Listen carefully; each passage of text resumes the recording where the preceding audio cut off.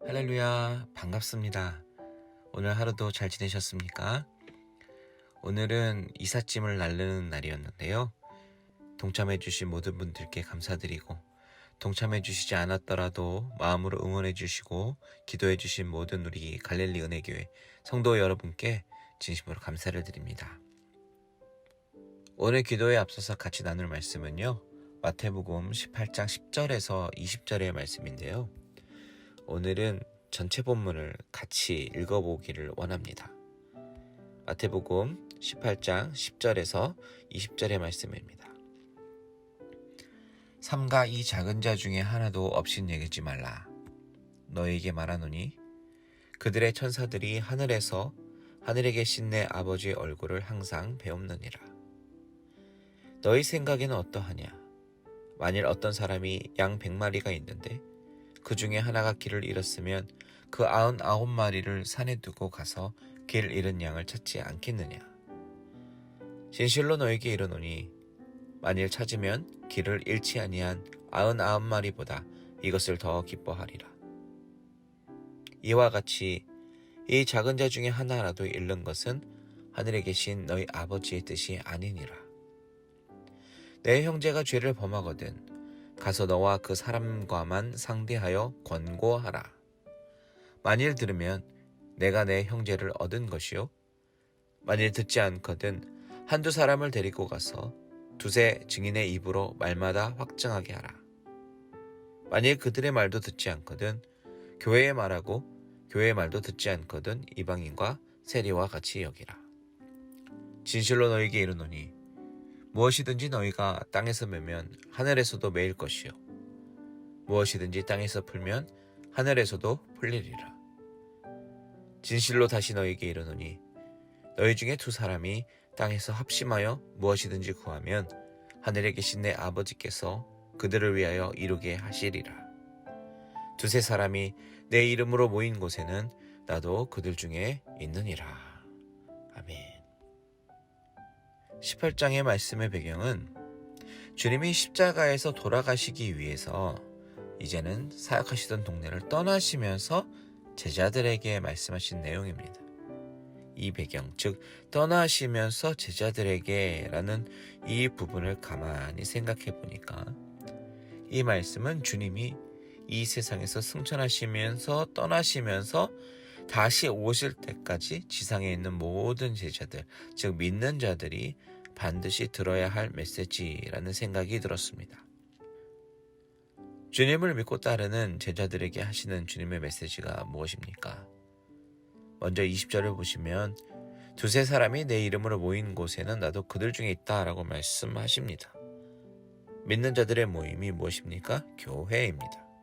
본문을 통해서 주님은 두세 사람이 당신의 이름으로 모인 곳에 나도 그들 중에 있다라고 말씀하시면서 주님이 얼마나 교회를 사랑하시고 함께 하시기 원하시는지 그 주님의 마음을 나타내십니다. 그렇다면 오늘 우리가 생각해 봐야 할 주제는 주님이 다시 오시기까지 믿는 자들의 모임인 교회는 어떠해야 하는가, 이 부분을 생각해 봐야 할 것입니다.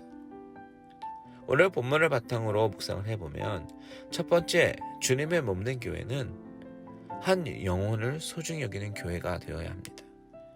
10절에 보면 이 작은 자 중에 하나도 업신여기지 말라 라고 말씀하시고, 주님은 100마리의 양을 가진 목자가 한 마리가 길을 잃어 산으로 갔을 때 그 길을 잃은 양을 찾아 나서는 목자의 비유를 말씀하시면서 14절에 보면 이와 같이 작은 자 중에 하나라도 잃는 것은 하늘에 계신 너희 아버지의 뜻이 아니니라 라고 말씀하시죠. 주님의 마음은 목자의 심정입니다. 모든 영혼을 사랑하십니다. 어떤 영혼은 더 사랑하고 어떤 영혼은 덜 사랑하고 관심이 없고 그렇지 않아요. 내가 교회에서 인사이더가 되지 못하더라도 주님은 그 영혼을 사랑하십니다. 내가 소외가 되더라도 주님은 나를 사랑하십니다. 교회는 주님이 사랑하시는 그 작은 한 영혼이라도 소홀히 여겨서 안 된다라는 말이죠. 소홀히 여기지 말고 다 소중하게 여기는 공동체가 되어야 된다라는 것입니다. 주님의 마음이 있는 곳, 한 영혼이라도 경히 여기지 않는 곳, 그곳이 교회가 되어야 한다라는 것입니다. 주님의 이 마음은 그 다음 어떻게 이어지는지 다음 구절에서도 나타나는데요. 15절 이하를 보면 형제가 죄를 범하였을 때 그 사람과 권고하여 그 형제를 얻으라 라고 말씀하십니다. 주님은 당신의 공동체가 한 사람으로 인해서 죄가 범하여져서 병들게 되는 것을 원치 않으십니다. 그 형제를 사랑하는 마음으로 권고하여 다시 돌이키게 할 것을 요구하십니다. 교회는 서로 정죄하는 곳이 되어서는 안 됩니다. 하지만 어떤 죄악이 공동체 전체를 병들게 할 만한 소지가 있을 때는 권고하여 돌이키게 해야 합니다. 그것이 주님의 몸된 교회를 지키는 방법입니다. 마지막으로 주님이 말씀하시는 마지막 때의 교회의 모습은 합심하여 같이 기도하는 공동체가 되어야 한다는 것이죠. 19절 다시 한번 읽겠습니다. 진실로 다시 너희에게 이르노니 너희 중에 두 사람이 땅에서 합심하여 무엇이든지 구하면 하늘에 계신 내 아버지께서 그들을 위하여 이루게 하시리라. 합심하여 구하는 것, 이것이 바로 믿는 자들의 모임 교회의 특권입니다. 합심하여 구할 때 하늘에 계신 아버지께서 이루게 하실 것이다 라는 약속입니다.